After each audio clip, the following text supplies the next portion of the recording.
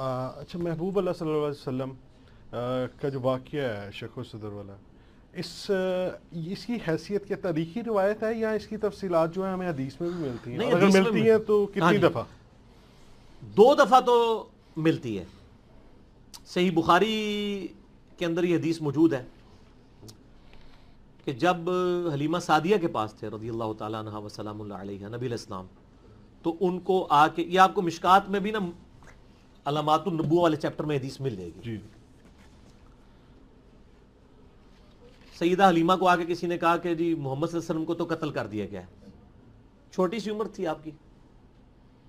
تو حضرت جبرائیل علیہ السلام آئے، انہوں نے سینہ چاک کیا، یہ نبی علیہ السلام خود روایت کرتے ہیں، سینہ چاک کیا، دل نکالا، اس میں خون کا ایک لوتھڑا ریموو کیا اور کہا یہ شیطان اور دنیا کا حصہ تھا جو آپ سے ریموو کر دیا گیا، اور ایک سونے کا تشت تھا ایمان کا بھرا ہوا اور زمزم میں، اس سے وہ دھویا گیا اور پھر دوبارہ سی دیا گیا۔ اور انس بن مالک کہتے ہیں کہ حضرت جبرائیل نے جو سلائی کی تھی نا حضور کے سینے پہ، میں نے وہ سلائی کے نشان دیکھے ہوئے ہیں، ٹھیک ہے، اور اس دوران نبی علیہ السلام کی ڈیتھ بھی نہیں ہوئی ہے۔ ایسا بائی پاس اس زمانے میں ہوا۔ جی اور یہ دوسرا بائی پاس بخاری مسلم میں آتا ہے، جب آپ کو معراج پہ لے کے جانے لگے تھے نا، اس وقت بھی نبی علیہ السلام نے کہا کہ میرا دوبارہ سے دل دھویا گیا، جنتی تشت لایا گیا سونے کا، لیکن پانی زمزم کا تھا، یعنی زمزم اتنا متبرک پانی ہے، پانی جنت سے نہیں آیا، ویسے یہ بھی جنتی پانی ہے زمزم بھی، تو اس میں وہ دھویا گیا۔ تو اس کو کہتے ہیں شق الصدر والا واقعہ، سینے کے چاک ہونے والا واقعہ۔ تو یہ نبی علیہ السلام کے زندہ معجزات میں سے ہے، بخاری مسلم کے اندر موجود ہے۔ اور واقعہ معراج والے میرے 3 لیکچر ہیں، مسئلہ 126 ABC، اس میں میں نے ڈیٹیل کے ساتھ ان واقعات کو ڈسکس کیا ہے، جسے شوق وہ ساتھ 2 بار ایسا واقعہ ہوا کہ آپ کے سینے کو چاک کیا گیا، چیرا گیا اور دل نکالا گیا۔ پہلا واقعہ تب ہوا جب نبی اکرم صلی اللہ علیہ وسلم بہت چھوٹے تھے، 4 سال سے کم عمر یا 2 سال سے تجاوز، 4 سال سے کم ایسی کچھ عمر تھی، جب آپ دائی حلیمہ کے پاس رہا کرتے تھے۔ ایک مرتبہ جبرائیل علیہ السلام آئے، نبی اکرم صلی اللہ علیہ وسلم کو پکڑا اور آپ کا سینہ چاک کر دیا۔ چھوٹے کچھ بچوں نے یہ واقعہ دیکھ لیا اور جا کے دائی حلیمہ سے کہا۔ دائی حلیمہ نے جیسی واقعہ سنا تو محمد صلی اللہ علیہ وسلم کو واپس لا کے اپنے دادا کے پاس دے دیا، کہا اس بچے کے ساتھ بڑی انہونی انوکھی باتیں اور واقعات ہو رہے ہیں، میں اس بچے کو اب زیادہ دن سنبھال نہیں سکتی، کیونکہ مجھے ڈر ہے کہ اس کی جان نہ لے لے، کیونکہ اس کے ساتھ ایسا ہوا۔ دوسرا مشہور واقعہ جو آپ کو حدیث میں ملیں گے تو سیرت کا واقعہ تھا، حدیث میں جو ملیں گا وہ واقعہ ہے جب آپ کو معراج لے جایا گیا۔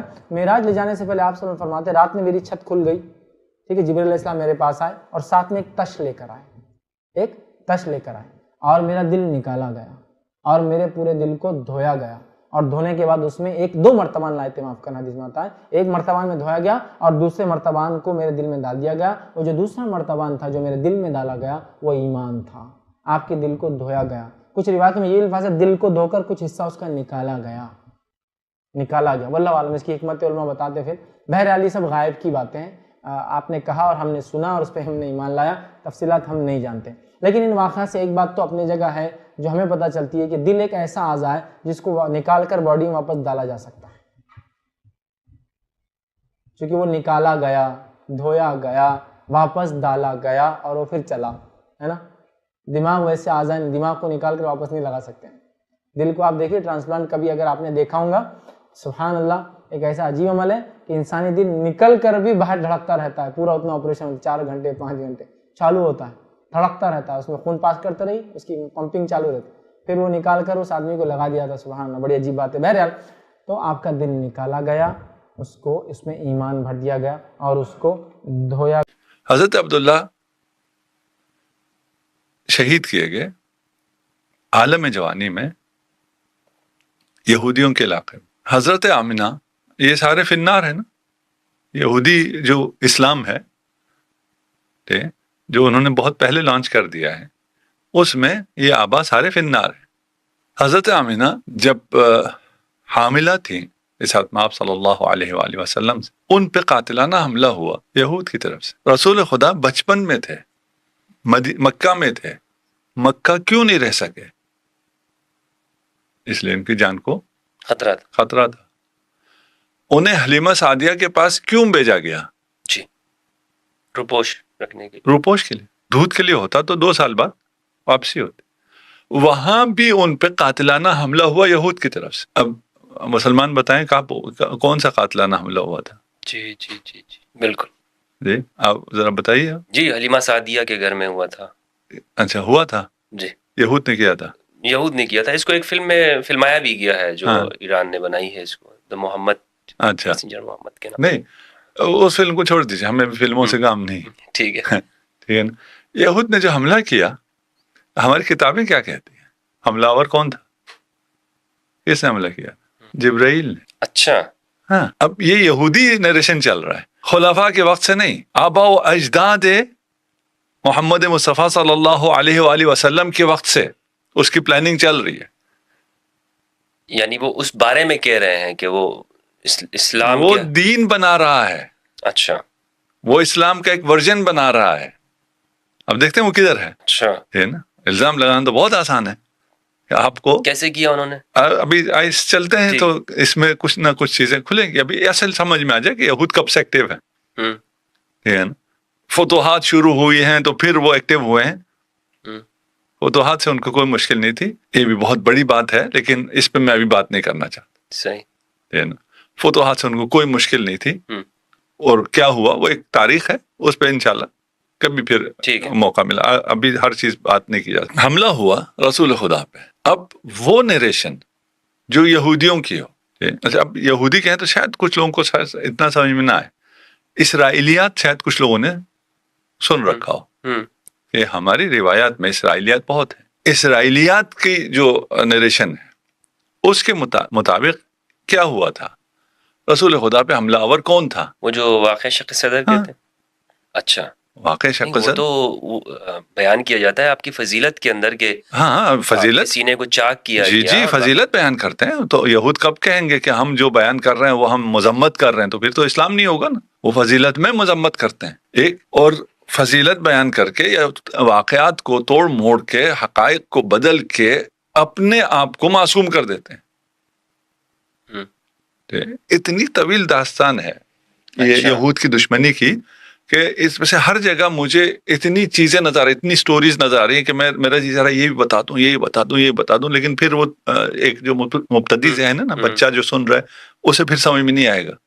اس لیے میں تھوڑا سا آسان رکھ رہا ہوں اور تھوڑا سا جلدی گزار. ٹھیک ہے. ایسے ہزاروں واقعہ. ایک واقعہ ہوا ہے, حضرت حلیمہ سعدیہ نے دیکھا کہ ایک بچہ جس کی حفاظت کے لیے مجھے دیا گیا تھا اس پہ قاتلانہ حملہ ہوا ہے, وہ خون میں لت پت ہے. اس کیسے بیان کیا کہ یہ حملہ ہم نے کیا؟ نہیں جی بالکل ہم نے نہیں کیا. یہ کیا ہوا تھا؟ یہ حضرت جبرائیل نے اوپن ہارٹ سرجری کی تھی. کیوں اوپن ہارٹ سرجری کی تھی؟ اس لیے کہ محمد کے دل میں وہ سیاہ کیا کہتے ہیں پتہ نہیں اس کو, دبا تھا یا وہ ایک کہتے ہیں کہ وہ شیطان کا حصہ تھا. الیاذ باللہ استغفر اللہ العظیم. ٹھیک ہے نا, وہ تھا. اسے انہوں نے اچھا نکال لیا. دیکھیں کچھ چیزیں جھوٹ ثابت ہوتی ہیں سند سے. ابھی تو ہم اس بحث میں جا ہی نہیں رہے کہ ان کی سندیں کیا ہیں, ان کے بیان کرنے والے کون ہیں. اب وہاں بھی آئیں گے نا. آپ ایک یہودی کا نام لے رہے ہیں نا, عبداللہ ابن سبا, اس پہ بھی آ جائیں گے. اور ادھر ایک یہودیوں کی پوری لسٹ بھی دکھا دیں گے جو یہ سارے کام کر رہے ہیں. میں نے آپ کے فرقے کے حوالے سے سوال کیا تھا, آپ اتنے دور جا کر آپ نے یہودیوں کے تعلق کو لے کر آئے. آپ چلیں نزدیک آ جاتے ہیں, کیا کریں ہم. نہیں, وہ وجہ یہ ہے کہ اصل میں چونکہ یہ بات لوگوں کو سمجھ میں شاید نہ آئے نا کہ اس کو جو بیان کیا ہے اتنے عرصے تک بیان کیا, ایک فضیلت کے طور پہ بیان کیا ہے لوگ. نہیں ابھی تو ہم بیان کرتے ہیں نا. اسی ایک اس کو ذرا سمجھ لیں, اس کے بعد ذرا دیکھتے ہیں کہ کس کانٹیکس میں بیٹھتا ہے. ایک جھوٹ ہونے کے لیے سند, یہ باتیں کس نے نقل کی ہیں وہاں سے پتہ چل جاتا, یا اور قرائن بھی ہو سکتے. ایک جھوٹ ہونے کے لیے حقائق ہیں, آپ کو حقائق پتہ چل جائے تو پتہ چل جاتا ہے کہ یہ نیریشن جھوٹ ہے.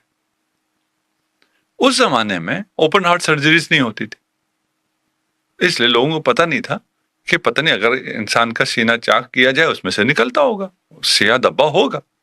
اور نعوذ باللہ رسول خدا محمد مصطفیٰ صلی اللہ علیہ وآلہ وسلم کے بھی کچھ ایسے آگے بول بھی نہیں سکتا. بالکل کہ کچھ تو ہوگا نا جس کی وجہ سے یہ دبا آیا ہے. پتہ نہیں کیسے بیان کر دیا انہوں نے. ہاں یہودیوں نے بیان کیا نا, یہودی نیریشن ہے. آپ کہہ رہے تھے فضیلت ہے, ابھی آپ کی بھی زبان چل رہی, میری بھی زبان چل رہی جی. اگر سوچیں اگر اس بات ٹھیک ہے نا, تو یہ کہاں سے فضیلت ہے.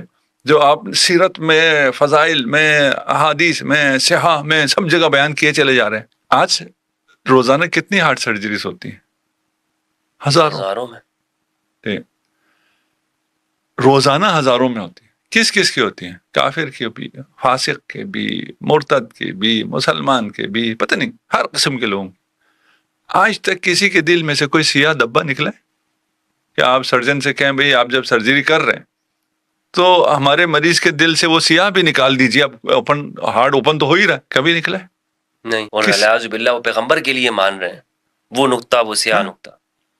اچھا، اس روایت میں یہ بھی ہے کہ یہ ہر انسان کے ساتھ ہوتا ہے. وہ آج جھوٹ ثابت ہو گیا نا، نہیں ہوتا ہر انسان. آج تو جھوٹ ثابت ہو گیا. دیکھیں وہ فزیکل کہہ رہے ہیں نا، دیکھیں اگر فزیکل نہ ہوتی کوئی چیز جی تو پھر روحانی ہوتا یا مانوی ہوتا، اوپن ہارٹ سرجری تو نہ ہوتی، خون تو نہ ہوتا، سینہ چاک تو نہ ہوتا. یہ تو فزیکل ہے. فزیکل ہر انسان کے ساتھ ہوتا ہے. جھوٹ ہے. جیسے ابھی کہتے ہیں جی دنیا گول نہیں ہے، اس کے لیے کوئی روایت بتانے کی ضرورت نہیں ہے کہ یہ روایت کی سند صحیح ہے. انسان نے ابھی اپنے آنکھوں سے دیکھ رکھا ہے دنیا کہ دنیا کیسی.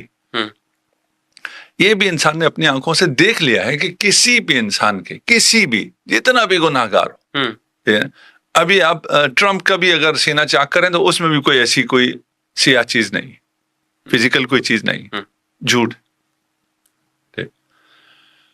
پھر جبرائیل کو جب اس نے سرجری کی ہے تو بے ہوشی کا ڈاکٹر تو ساتھ نہیں تھا، اس لیے رسول خدا نے شور کیا. رسول خدا کے شور کی آواز آئی ہے حلیمہ سعدیہ کو. ابھی کی سائنس دیکھیں، سائنس اس زمانے میں تو اوپن ہارٹ سرجری تھی ہی نہیں. اس کے بعد بھی جب سرجریز آئی ہیں تو بھی انستھیزیا کا سسٹم نہیں تھا. پھر سرجری آئی، پورا انسان کو چاک کر دیا جاتا تھا.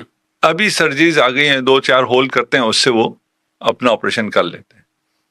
ابھی اسی ہم ہو سکتا ہے ہماری زندگی میں ہی آ جائے، یہ مشینیں ایجاد ہو رہی ہیں کہ آپ کی ہارٹ سرجری کے لیے آپ کے ہول کرنے کی بھی ضرورت نہیں ہے. مشین ہوگی، آپ کو لٹایا جائے گا، وہ اوپر سے ہی یہ ساری چیزیں ٹھیک کر دے گا، شریان بھی کھول دے گا، سب کچھ کر دے گا.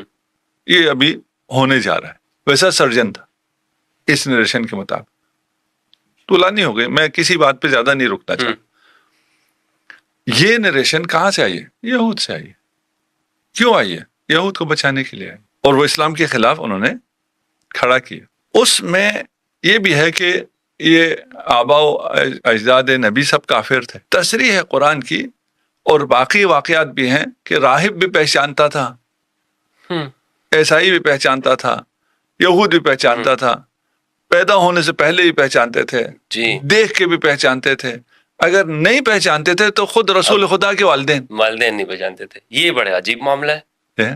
وہ راہب، وہ نستورا شام کے اندر وہ پہچان گیا کہ یہ آنے والے وقت کے اندر اس کی بڑی عظیم ایک شان ہوگی، لیکن جناب ابو طالب نہیں پہچانتے. جن کے ابو طالب کو پتہ نہیں چلا، جن کے ذمے حفاظت ہے انہیں پتہ نہیں ہے. یہ اللہ کی حکمت عجیب ہے. اور اچھا، یہ ساتھ میں یہ کعبہ کے متولی بھی ہیں، کعبہ بھی سنبھال رہے ہیں، سب کچھ ہے، لیکن ان کو پتہ نہیں ہے. انہیں پتہ نہیں، کیونکہ یہودی نریشن ہے.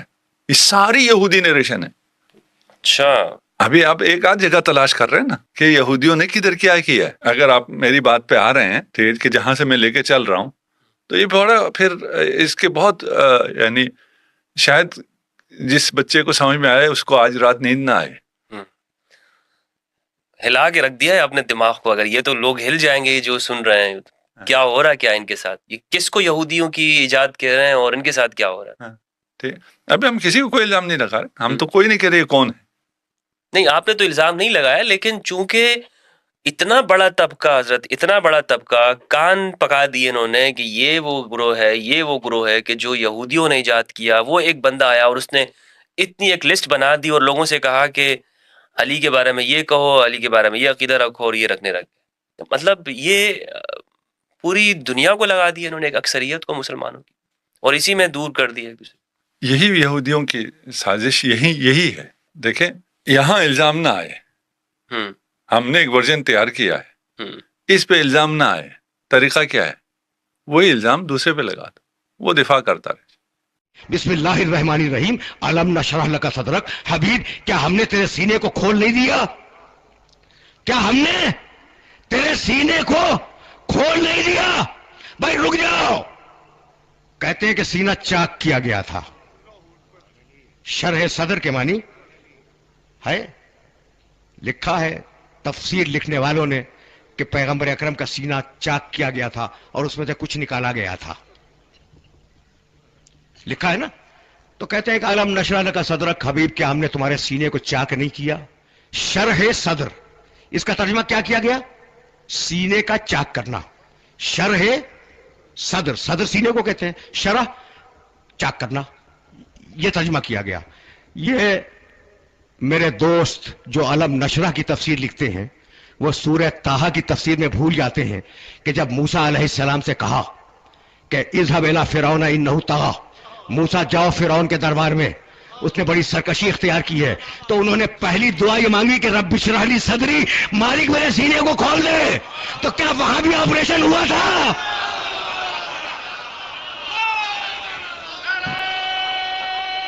عجیب ہے.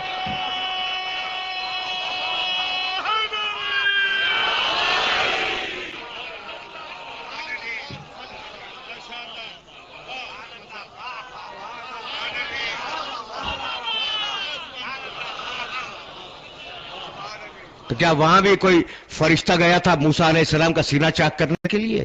اچھا، تو دو آیتیں ہو گئی نا شرح صدر کی، ایک پیغمبر اکرم سے متعلق، ایک موسیٰ علیہ السلام سے متعلق. سنو گے، فمن شرح بالکفر صدرن، جو کفر کے لیے سینے کو چاک کر لے. عجیب ہے، شرح صدر کا لفظ کفر کے لیے بھی آیا ہے. اور یہ سورہ نحل میں ہے، اور سورہ زمر میں آواز دی فمن شرح اللہ صدرہ للاسلام، اللہ اسلام کے لیے مسلمانوں کے سینوں کو چاک کر دیتا ہے. تو کیا ہر مسلمان کا آپریشن ہوتا ہے؟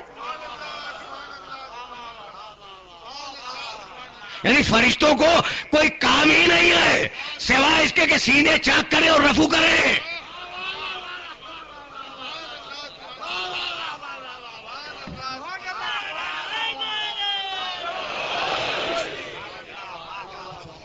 تو اب شرح صدر کے معنی سینے کا چاک کرنا نہیں ہے. پھر مطلب کیا ہے؟ مطلب بتاؤں شرح صدر کا. دیکھو میرے ان جملوں کو یاد رکھا کرو. شرح صدر کا مطلب انسان کو اپنے عقیدے اور اپنے عمل پر اطمینان کامل ہو جائے، یہ ہے شرح صدر.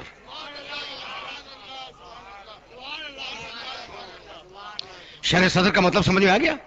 انسان کو اپنے عقیدے اور عمل پر کامل اطمینان ہو جائے، یقین کامل ہو جائے، یہ ہے شرح صدر. موسیٰ جاؤ، موسیٰ جاؤ، کہا پروردگار شرح صدر دے دے. موسیٰ نے مانگا تو شرح صدر ملی. اور یہاں حبیب نے کہا علم نشرح لک صدرک، کیا ہم نے تجھے شرح صدر نہیں دیا؟ وہاں مانگ کے لیا، یہاں بے مانگے ملا.